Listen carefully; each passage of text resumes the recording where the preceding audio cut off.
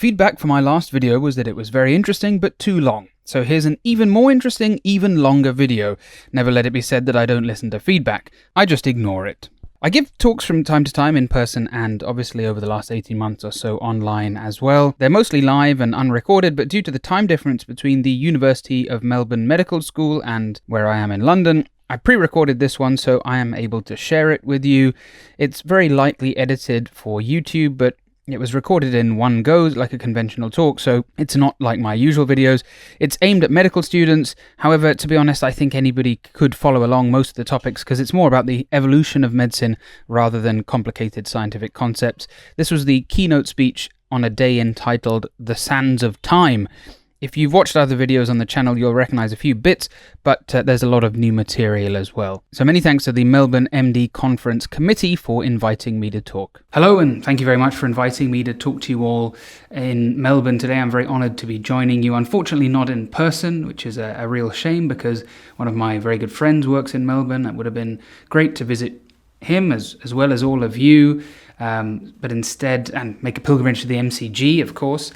But instead, I join you virtually from London, and I was given the rather cryptic theme of the sands of time to this conference. I didn't really know what it meant, so I inferred that it not only referred to the kind of passage of time, but also maybe knowledge and culture as well. So I've taken a rather expansive view of the history of the heart, featuring just a few of the amazing stories that constitute the history of this all-important organ, the best organ, let's be honest. And I thought, rather sort of trying to follow the poetic nature of the theme, the sands of time, I thought I'd try and, now that I'm saying it out loud, it doesn't sound that poetic, but I thought I'd try and copy the structure of the heart. So 4 chambers, and so we'll have 4 chapters to this story. My name is Rohin. I'm an interventional cardiologist living in London and working in Essex. And I've got a bit of a sideline in YouTube where I like to tell some of the fascinating stories that made medicine what it is today, some of the offbeat stuff that we don't get taught in medical school, and what organ has captured human imagination more than the heart. I'm not going to go into all the cultural and literature and art significance of the heart because I'm sure you know all of that, but I mention it because it is relevant, because there's a cross-cultural belief that in around the world that the heart was the seat of the soul and where emotions and the sort of a person's essence resides. And that's important because it actually affected how we thought about the heart for many, many years from a medical point of view as well. So our cardiac cycle today begins in the right atrium. And just as the right atrium drains blood from around the body, we are going to drain thousands of years worth of history of the pre-modern era as we enter the Renaissance and Enlightenment period. Surgery is, of course, thousands of years old. I mean, humans have been lopping bits off one another with gay abandon for millennia.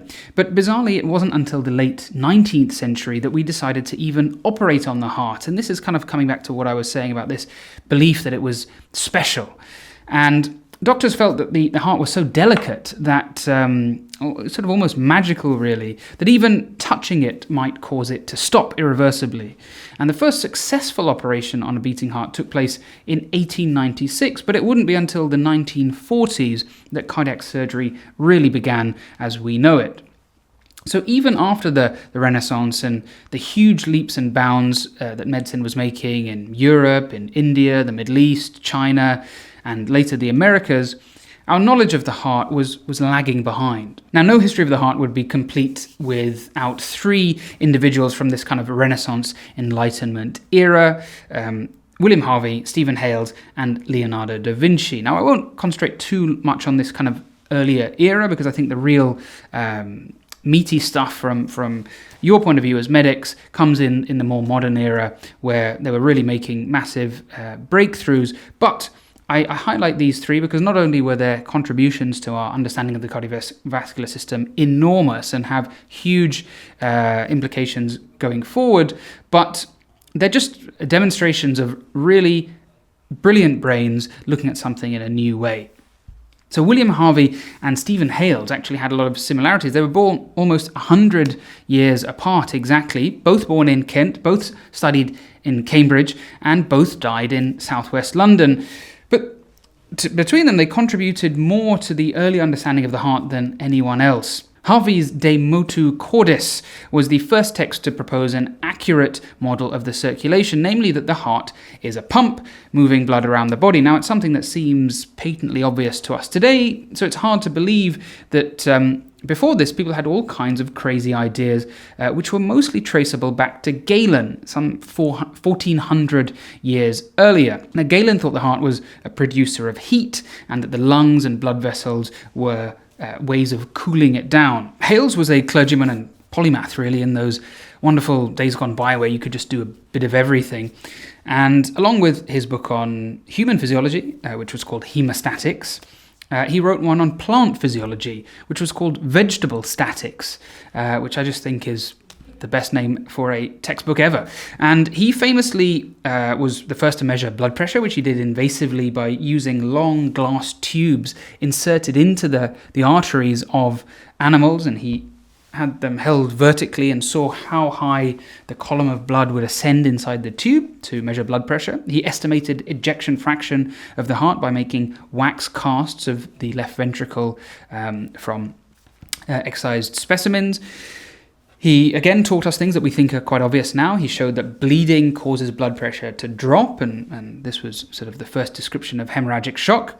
And talked about the elasticity of arteries, which is important in circulation, and correctly deduced the function of the aortic and mitral valves during the cardiac cycle. But why have I added Leonardo da Vinci to this list? Well, I'm sure all of you know that he made these breathtakingly beautiful sketches of anatomical sketches, different parts of the body and organs, and particularly towards the later part of his career. But he was especially preoccupied with the heart, and this is perhaps my favourite little bit of trivia and medical history.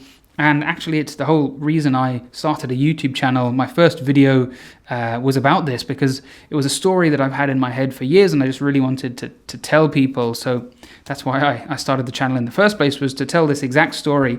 Now, I described Stephen Hales as a polymath, but Leonardo is the polymath to end all polymaths. He was just a genius, the likes of which we've rarely ever seen. But while he's also is known as an incredible artist and inventor of various machines, and engineer, a scientist, an artist, he didn't just draw the anatomical specimens. He really studied them in detail in an attempt to understand physiological processes. These incredible drawings demonstrate Leonardo's theory that vortices are created in the ascending aorta, because he'd noticed this bulge at the bottom, the base of the aorta, which we refer to now as the sinus of Valsalva, and he'd seen it not only in mammalian specimens, but in other species as well. He'd noticed it in birds and pigs and cattle. He realized it must have a purpose. It can't just be coincidental. And amazingly, by studying how water flowed through a dike and noticing eddies formed in the water as laminar flow became turbulent, going through a confined space, and you get these little eddies forming, and we can see his sketches of that when he was looking at a dam. Then he postulated really that the same vortices are created as blood goes through the aortic valve, and the purpose of the sinus of Valsalva is to allow these vortices to actually shut the valve to prevent any aortic regurgitation. And this is 500 years ago, remember. 450 years later, in the 1960s, a team of engineers built a model that demonstrated exactly these vortices that Leonardo had predicted. And even more recently, in the last decade or so, 4D flow cardiac MRI scanning was used to produce these amazing videos showing exactly what a man without any modern technology had postulated half a millennium ago. So, amazing story. But we pass through the tricuspid valve now, which will represent a few hundred years of slow progress after these the contributions of Harvey, Hales, and Leonardo into the 20th century. And as I said, this is where the real action starts. And we're in the right ventricle, and that's appropriate because this is a key chamber in the prognosis and treatment of what used to be known as blue babies. So these are children born with congenital cyanotic heart disease. Now, Alfred Blalock, which I'm sure is a name you'll all know, and indeed he'd already made a name for himself prior to his eponymous operation, because he was a pioneer in the treatment of shock during the war, and that in itself would have been a fine legacy. But in 1944, he turned his attention to what was then a really hopeless cause, babies born with tetralogy of Fallot. And as I'm sure you know, the four features that make up tetralogy: it's an overriding aorta, ventricular septal defect, right ventricular hypertrophy, and pulmonary stenosis. And that last one is often the most important in determining how a child does.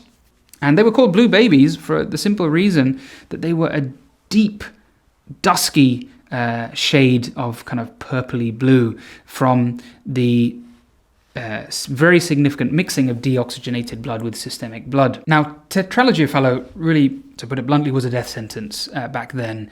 Half children born with it would die before the age of 3, and only a fifth would make it to the age of 10, and even then with quite miserable lives, to be honest, because they were told by doctors to avoid any form of excitement. They couldn't play with their friends, they couldn't go to school. It was, quite a miserable existence, and regarded as a pretty hopeless cause. Now, Blalock would go on to save thousands of lives, but he wouldn't do it alone, and this is why it's another one of my favourite stories and chapters in medical history, because it represents real teamwork between three people who, on paper, perhaps were unlikely collaborators. There was Blalock himself, then Helen Taussig, who was told she'd never make it as a doctor because she was a woman. In fact, Harvard said they'd allow her to study but wouldn't grant her a medical degree, so she told them to sod off and just quit. And she's a remarkable individual as well. She went deaf early in her career, I think in her 30s, and as a cardiologist in those days, there was no echocardiography, remember. Going deaf was a huge disability because we're the specialty most known for auscultation and diagnosing murmurs using a stethoscope. She actually learnt how to diagnose murmurs using her hands by feeling, which is amazing. She would later go on to be instrumental in banning thalidomide and basically create the specialty of pediatric cardiology. So a remarkable person that faced lots of challenges, as did the third person in the name of the Blalock-Thomas-Taussig shunt, which is Vivian Thomas.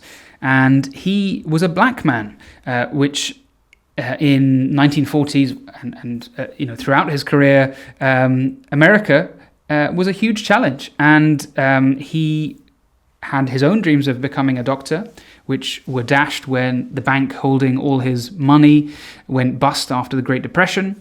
So he was forced to take a job initially as a lab assistant, and then taught himself to become a gifted surgeon, pioneering techniques on animals, all the while paid as a janitor, despite his huge contribution to developing the procedure, which we'll hear about in a second, because that was all that a black man could be paid. That was the only pay scale available to him.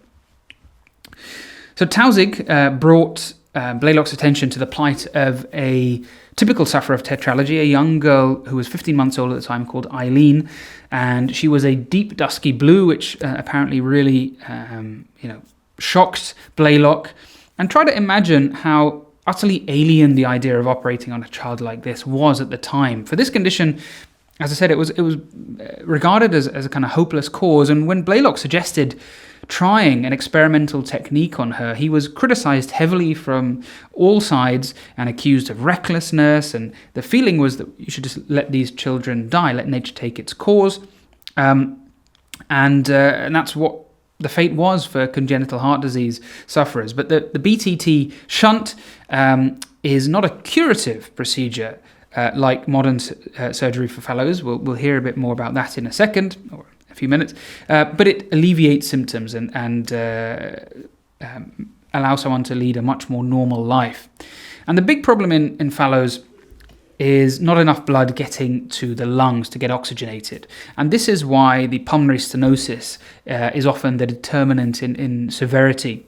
If you've got milder pulmonary stenosis and you get enough blood through, often tetralogy doesn't necessarily cause too many problems. I was on call in one of my first few weeks as a cardiology registrar, and somebody came in their 20s with a out of hospital VF arrest, and they recovered quickly. But when I was doing an echo on them in the emergency department, and I was pretty new to echo at the time, so I didn't really know what the hell I was looking at.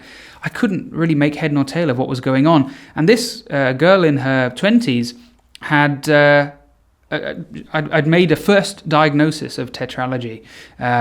So occasionally these kind of cases happen. It was surprising that happened in the UK. So the BTT shunt works by redirecting blood from the subclavian artery, or occasionally the innominate, to the lungs instead, increasing blood flow to one lung and allowing more oxygen in. And these vessels are absolutely tiny in a child of Eileen's age, her growth already stunted by chronic hypoxia. Now, Blaylock had never done the procedure before, so he needed Thomas, who legally was not allowed to touch a patient. He had no medical qualification, over his shoulder, guiding almost his every move, because he had practiced this hundreds of times on dogs. First of all, he had to recreate the problem in dogs, which was the first challenge. So he actually had to create tetralogy as a model and then correct it. So he was the expert here. And all of the surgical tools obviously were designed for adults, so they were too bulky and cumbersome. A lot of the odds were stacked against them. But in spite of all the objections and challenges, the operation proved to be a success over the subsequent weeks as Eileen got better. And similar results followed with slow improvements in the children's conditions after operating, but there was a dramatic demonstration of the potential of the technique, which came in 1945 when Blaylock operated on a 6-year-old boy who was literally sort of on death's door. And try to imagine what it must have been like for parents who had been told there's absolutely no hope for their child, placing all of their confidence in an operation that had only been done 2 or 3 times before. Remember, this is 1945. I think early in the year, so the war was still going on, and it was a very eventful period in history. And a friend of mine, Thomas Morris, is a medical historian whose book I highly recommend. It's a major inspiration for this talk, and I'm going to lift the next bit directly from the book because I think it's really powerful. As the patient's right lung received its first blood in over an hour, something extraordinary happened. Merel Harmel, I don't know if that's how you pronounce it, the anaesthetist suddenly cried, "He's a lovely colour now. Take a look." Blaylock and Tausig moved to the head of the table and were astonished to see a pink-faced little boy with healthy red lips. And prior to this, it describes him as being a deep blue. A young medical student who'd been observing the operation, Mary Ellen Engel, was so moved that she decided then and there to become a cardiologist, and she would go on to be one of the field's leading authorities. For the next few days, nurses accustomed to tending critically ill children found themselves dealing with a patient who was desperate to run around and play.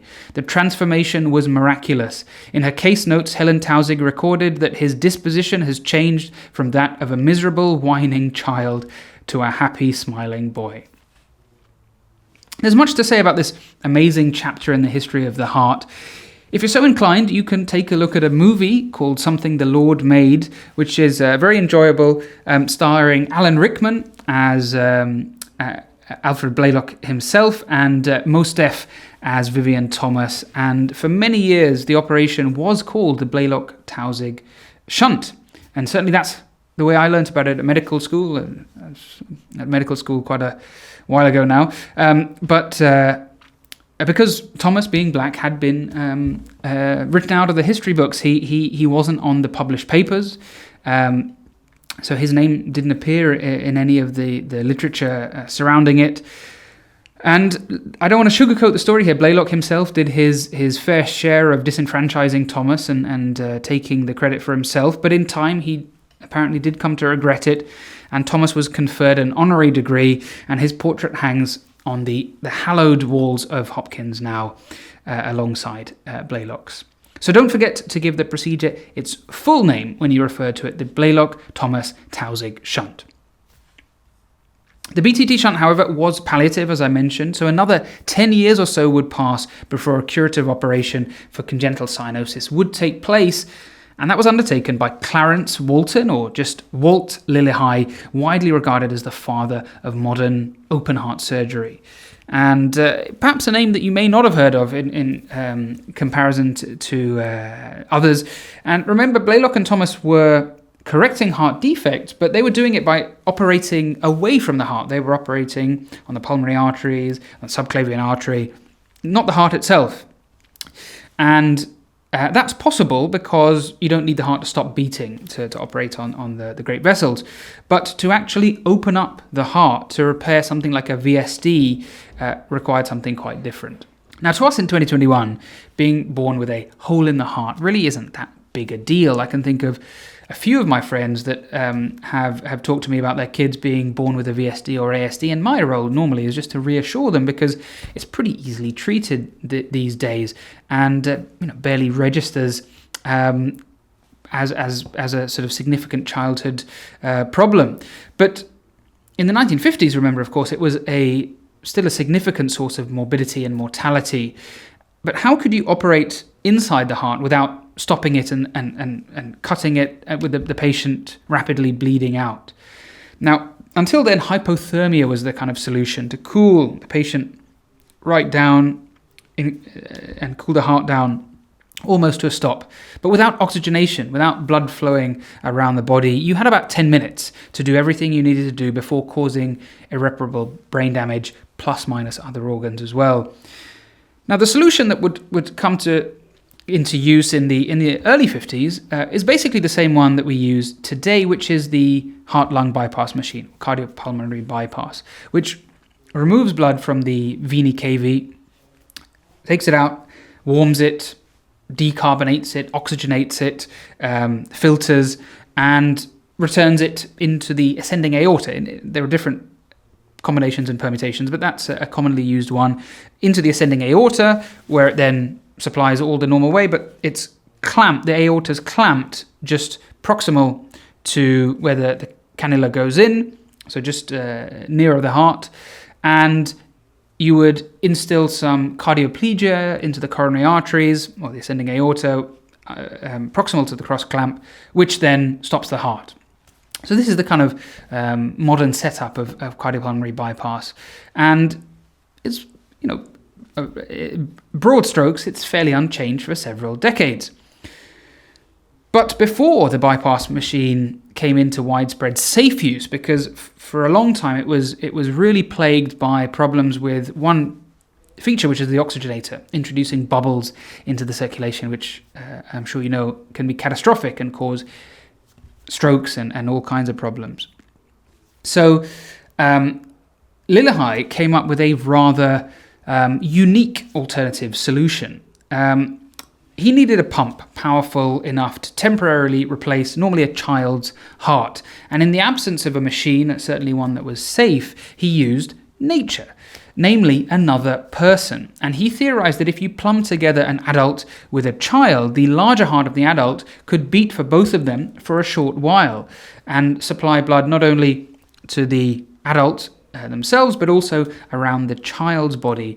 And this was called cross circulation, which, to me, and I'm sure to you, sounds completely bonkers. I mean, I've been reading about it for a long time now, so perhaps I'm a bit immune to kind of how crazy it is. And every now and again, I step back and think, that is nuts. Imagine trying to get that past an ethics committee today. Lillihei, and in most cases, the adult that was used was the child's parent. And the main thing is they had to be a blood type match because, of course, their blood would be intermixing. And as I'm sure you can imagine, in most cases, the parents were more than willing to do this. I think in total, Lillehei operated on 45 patients using cross-circulation, and the majority of these techniques were a success. So he didn't have to worry about using temperamental oxygenators and pumps when he had a set of lungs and a heart that evolution had spent millions of years crafting, although probably not quite for this use, but you get what I mean. And overall, the technique, as I said, had a good success rate, but it wasn't taken up widely simply because it posed unacceptable risk to the donor. So you weren't only having to consider your patient's risk, but somebody else's as well. And the cardiopulmonary bypass machines got better. Indeed, Lillehei himself was involved in inventing an oxygenator. And that would kind of replace cross-circulation in his own practice. He also invented several prosthetic heart valves. He enlisted the help of a young engineer to create the first wearable battery-powered pacemaker, another world first, because he witnessed many of his patients dying unexpectedly and suddenly following surgery due to heart block, which is a common complication after cardiac surgery. And the engineer in question there, the young chap that he enlisted, was someone called Earl Backen, who had a small company at the time called Medtronic. And partly because of this landmark early technique that he was involved with, Medtronic would go on to become one of the biggest medical device companies in the world. Lillehei's posture in that photo there, just by the by, is because at the age of 31, while still doing residency, he got, I think, lymphosarcoma of the neck and had quite extensive head and neck surgery and was permanently left with this slight deformity. Now, I've tried to link each chamber in some sort of way in this talk. It's pretty tenuous, I accept that, but just go with me. And so we move from the right ventricle and all that talk of congenital heart disease through the lungs. Appropriate, of course, because Lillehei, as I said, invented a bubble oxygenator, which was called the DeWaal Lillehei oxygenator, and into the left atrium. And the link here between our chambers is that the two protagonists for our next part of the story, Norm Shumway and Christian Barnard, were both trained by Walt Lillehei. Now, the story of the first human heart transplant is, I'm sure, the most well-known chapter out of all the things I'm talking about today. Indeed, one of the most well-known chapters in history, leave aside medical history, and I'd go so far as to say it was the landmark medical achievement of the 20th century. It was just a couple of years before the moon landing, and it was talked about in a similar kind of way. It really was one of those watershed, isn't humankind incredible moments. And so I won't talk about a lot of the other aspects surrounding the story because you can find that elsewhere. That's hours worth of talk in itself. But I'll highlight perhaps one lesser known aspect of the story, and it's got a bit of an Australian connection at the end. And this is coming at things from one of the kind of ethical considerations about transplantation. Now, again, this is where I ask you to try and imagine a time before all the things we take for granted today. So imagine a time before transplants were commonplace. Now, kidney transplants were already over a decade old by the mid-60s, but other organs were proving harder to graft. And there was a particular kind of cachet surrounding the heart transplant. It was a kind of badge of honor, a status symbol, or like a special Pokemon to collect. It was, I think most people probably can't name the first person to transplant a kidney, but I think even those outside medicine know Christian Barnard's name as the first person to transplant a human heart. But he was a bit of a peripheral player to begin with. Now, the heart itself posed challenges, and why it was more difficult than a kidney, because obviously its role supplying the rest of the body, including supplying blood to itself, and it rapidly suffers irreparable necrosis when it's hypoxic. So it was hardly any surprise that there was a veritable media circus following the quest to become the first to transplant a human heart. And as I said, Barnard's name wasn't really in the running to begin with. It was three Americans, Norm Shumway, Adrian Kantrowitz, and Richard Lauer, who had performed most of the preparatory research and slow, painstaking preparation on animals, hundreds of cats and dogs that they had practiced on to perfect the technique before attempting it on a human. But it was another American who'd also done a fair amount of research. I'm not suggesting he didn't, but James Hardy. He was also in the race, but in 1964 he spectacularly crashed out of the running when he made a desperate decision. His patient, who was a man, a retired upholsterer, if memory serves, deteriorated faster than anticipated, and he was sort of left with a situation where he was desperate to get a potential donor. And one had been identified in the emergency department, but the fact that his heart, or I don't know if it was a he or she, but the fact that their heart was still beating prevented removal, because at this point, the concept of brain death didn't exist in a legal sense. Death was defined as circulatory death, so the heart had to have stopped beating. And to take it out at this point would be essentially murder. And James Hardy had purchased some chimps for research because he'd been encouraged by some renal transplants done from chimp to human with a mixed degree of success, but the longest surviving of which actually lived for 9 months following transplant.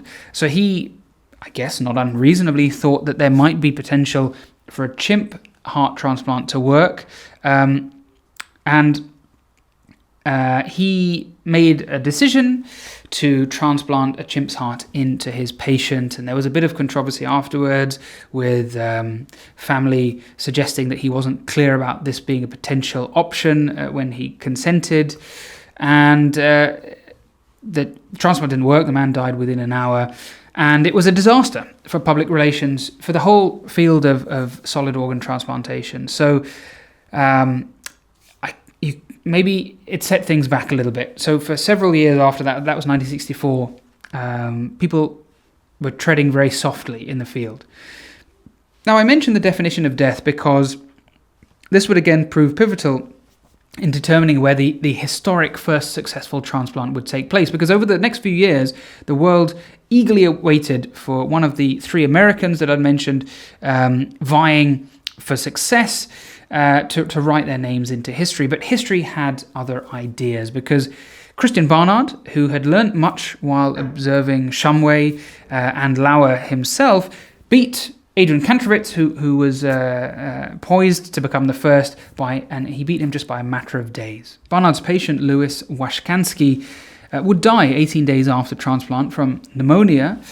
And unfortunately, this was a pattern that would repeat itself. Now, Barnard's second transplant actually lived quite a while. I can't remember offhand, but it was somewhere in the region of 18 months. But it's fair to say that most of the early transplants, many people would follow suit after Barnard's first operation, were not a success. Heart transplantation took off like wildfire, but actually taking out a heart and suturing it in isn't that challenging from a technical point of view. The real problem was rejection. It was the immune system. So it would be 2 decades until we really understood and could effectively treat rejection. And after initial establishment, the realization that most patients lived only weeks or months meant that practically everybody abandoned the operation. It was felt that it was not going to be a viable option. In 1968, the year after Barnard's first transplant, which was in December, so just a few months later, there were 100 heart transplants performed worldwide, but by 1970 there were only 18. Norm Shumway, who I mentioned earlier, almost single-handedly kept the idea alive and kept plodding along with meticulous research, and hence, in transplant circles, he is regarded as the father of heart transplantation, even if it was Barnard that was lauded on the front page of the front cover of Time magazine, or the society pages partying with Sophia Loren. He developed a bit of a reputation as a party animal. Now, the jubilant atmosphere surrounding Washkansky's transplant happened against the backdrop of apartheid South Africa. And this was a country that was shunned in the 1960s by much of the world for its policy of apartheid, and so they rejoiced at sort of having an opportunity to show the rest of the world, and actually they're a modern nation. But the spectre of race had clouded the ethical issues not only in South Africa, but in America as well. This is the 1960s after all. Now, Barnard's Hospital, I've forgotten how to pronounce in Afrikaans, I hope I get this right, Goed de Skeur, had secretly decided actually to avoid a transplant involving a black recipient, because they didn't want to be accused of performing some sort of experimentation on a subjugated group. But 1 month prior to his transplant, Washkansky, who himself was white, he was a Lithuanian immigrant, was moments from actually receiving the heart of a black man. And in the end, a medical reason gave the hospital a sort of welcome excuse not to go ahead. So I think everybody was quite happy that in the end it was deemed medically inadvisable rather than ethics coming into it. And the eventual donor that made that historic transplant possible, the first one, Denise Darvel, was white herself. She was a road traffic accident victim. And there is something a little perverse that the white population in South Africa at the time were a tiny minority, and yet the donor and recipient both came from that community. But I guess that's exactly what apartheid was. So her heart went to Washkansky, but while that made headline news around the world and was celebrated, her kidneys were more controversial. They went to a biracial child, I think a 10-year-old boy, and were much more controversial, certainly at least locally. Now, the other major ethical and really theological topic of discussion concerned how to appropriately retrieve organs from a donor. And patients with a fatal head injury or a catastrophic stroke may have irreparable brain damage, but their hearts tend to be hopefully reasonably preserved, and they will certainly continue to beat. And this we are familiar with today as the concept of brain death. And this represents a good chance for a successful transplantation because the organs stay viable as long as the heart is beating and they're receiving oxygenated blood. Once the heart stops beating and circulatory death occurs, organs begin to get damaged, and particularly the heart itself. This is known as your ischemic time, and if you can have warm and cold ischemic time. So cold ischemic time is when you get the organ on ice. Warm ischemic time is clearly much worse and more damage occurs.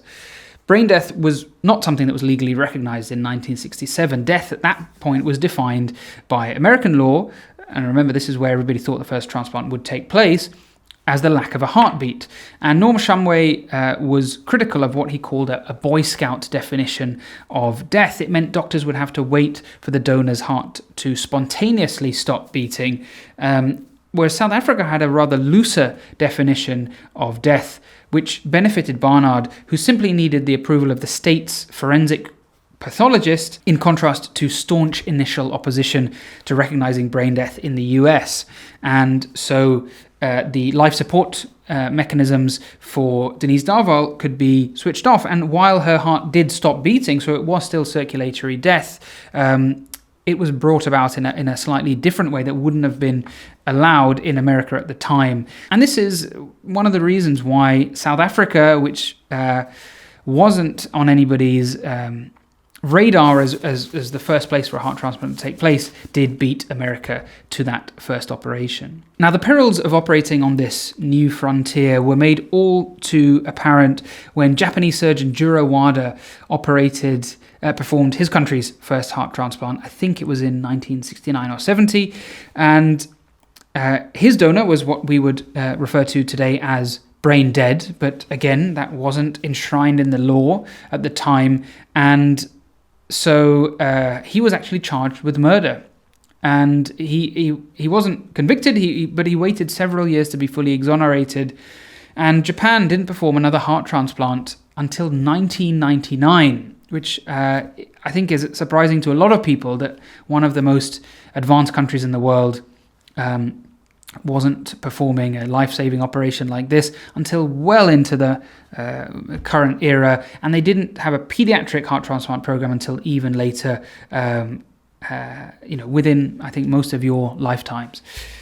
Now, I promise you an Australian connection here, one that is a little bit stronger than Americans get Australian and South African accents muddled up, but I'm afraid it's Sydney that takes the glory here as opposed to Melbourne, because once brain death was enshrined in the law, heart transplants took that form for the first 50 years, and that's known as DBD, or donation after brain death, where a patient is diagnosed as having died and having brain death, and this is, and then the organs are retrieved thereafter. Now, DCD, donation after circulatory death, was a well-known concept in most solid organ transplant. Donation after circulatory death for the heart was more challenging because it was difficult to maintain the graft in good condition.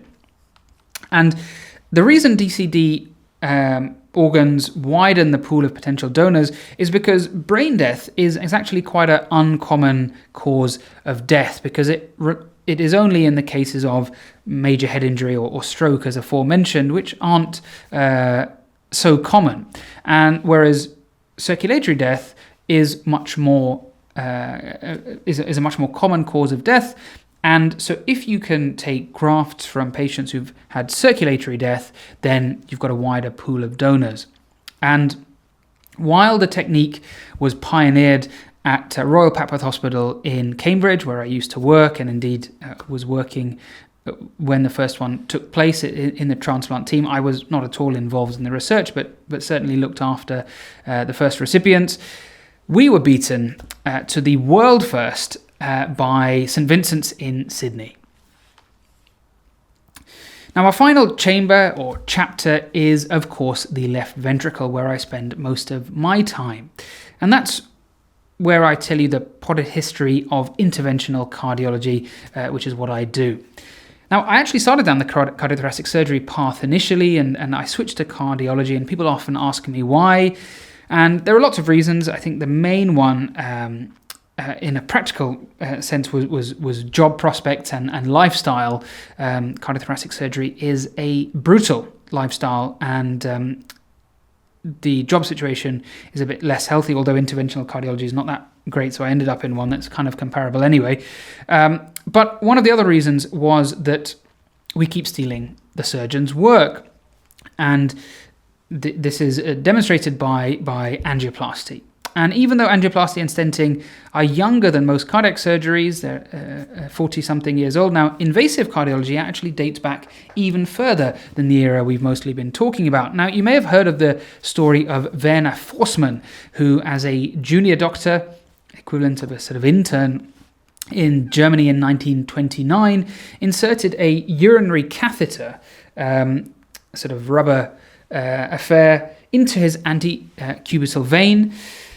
And the story goes that he duped one of the scrub nurses into helping him. Apparently, this is less. I'm less able to substantiate this particular detail, but apparently she had a bit of a soft spot for him, and so she agreed to help him get everything ready on the condition that he do the operation on her. And apparently, he restrained her, tied her down to the table, and then cut his own arm open after anesthetizing it and inserted the tube, and only released her once it was halfway up his arm. And then they went up a few flights of stairs to the x-ray department, and using fluoroscopy, he guided the tube into his heart, into his right atrium. There's a famous picture here that you can see that he took, which was the first cardiac catheterization. Now, Forssmann was rewarded by being booted out of cardiology, essentially, for his stunt, and he ended up as a urologist, rather appropriate considering his choice of improvised cardiac catheter. And he also became a Nazi, a full paid-up member of the Nazi Party.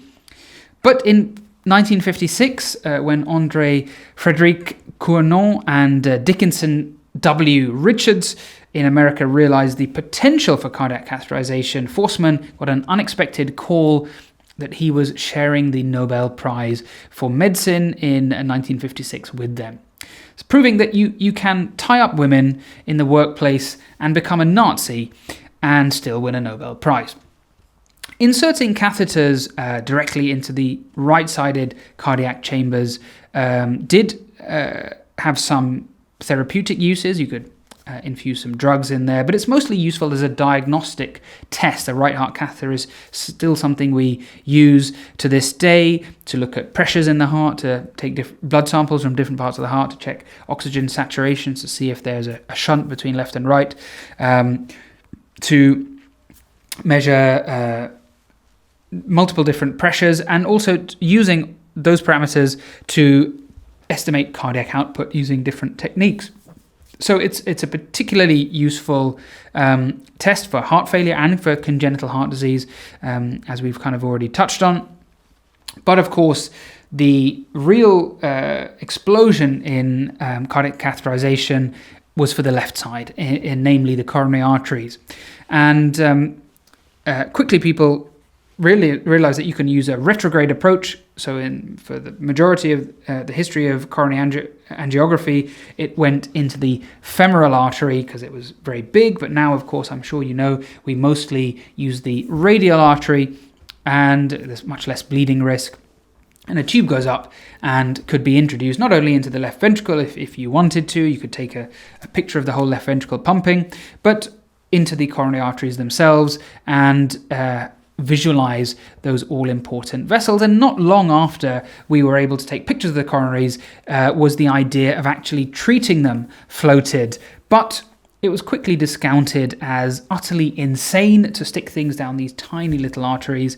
However, some people kept the idea going, but it remained pretty fringe for about 20 years until a German doctor, although at this point living in Switzerland, although I think, no, actually he moved to Switzerland after he ran into resistance trying to propose this idea. But, I mean, nevertheless, it really cements Germans as being key in the history of cardiology here.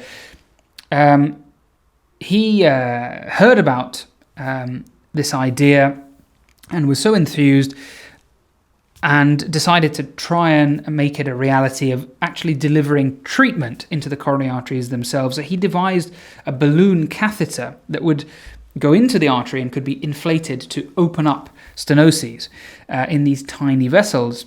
And in 1977, the year of Star Wars, Andreas Grünzig performed the first coronary angioplasty on 38-year-old Dolph Bachmann on his left anterior descending artery, which was said to have had an 80% narrowing, and he ballooned it open twice.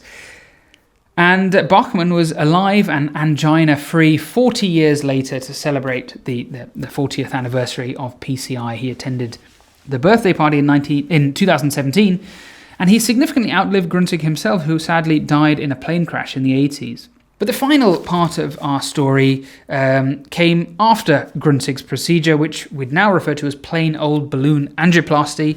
And it's not something we do that often these days because, as I'm sure you know, the vast majority of coronary intervention utilizes a stent as well as a balloon. And while Grünzig's name is pretty well known in cardiology circles, the next person we'll meet perhaps isn't so well known. Now, a stent is a little metal tube that goes over the balloon. It's kind of crimped and small when you insert it, and then the balloon inflates and you get this tube left behind that sits in the artery. I sometimes describe it to patients as the little spring you get inside your biro, although much, much thinner metal, and it holds the vessel open. Now, the reason that stents were added to the balloon rather than just balloon angioplasty was the tendency for arteries to rapidly re-narrow after ballooning. Dolph Bachmann and his patent left anterior descending artery 40 years later would turn out to be something of a fluke. Most people didn't have such good results after a balloon, so something was needed to prop the vessel open, and the first stents were very clever engineering, actually based on the Chinese finger trap toy, which can shrink longitudinally and widen radially.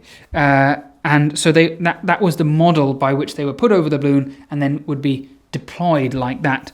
But just like organ transplantation didn't come into its own until cyclosporin, an immunosuppressant, was developed, stenting wouldn't achieve its final form until an Indian-Canadian scientist would analyze some soil from Rapa Nui, or Easter Island. So what the stents needed was something to prevent them narrowing again so fast. If you insert a foreign body into a blood vessel, you get neointimal thickening.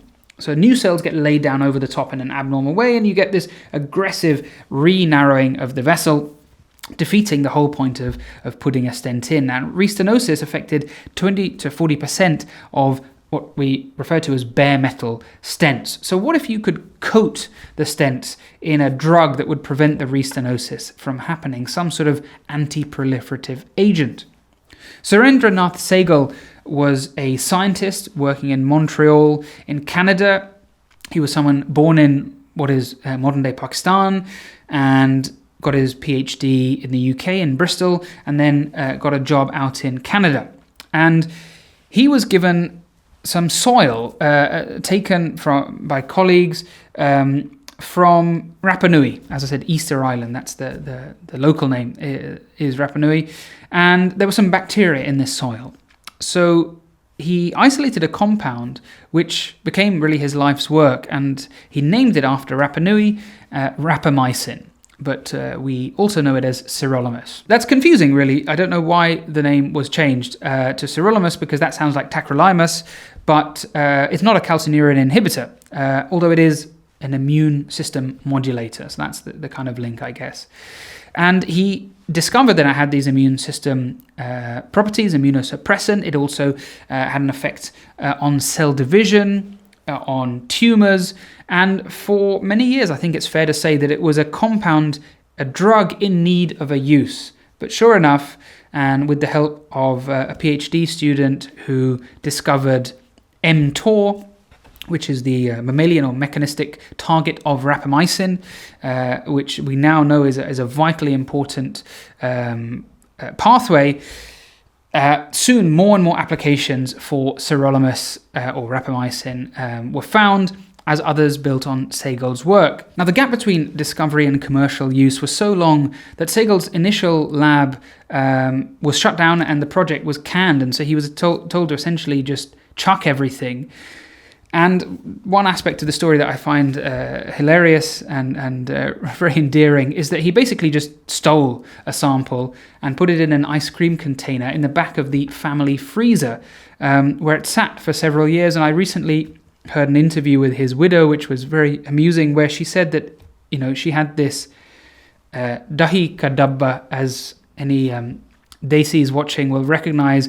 So this is the plastic containers that no Indian home is complete without about 40 just around the home and filling up the freezer. And one of them in this particular Indian household was full of this life-saving compound, which sat there for years until he went to America and essentially smuggled it illegally over the border.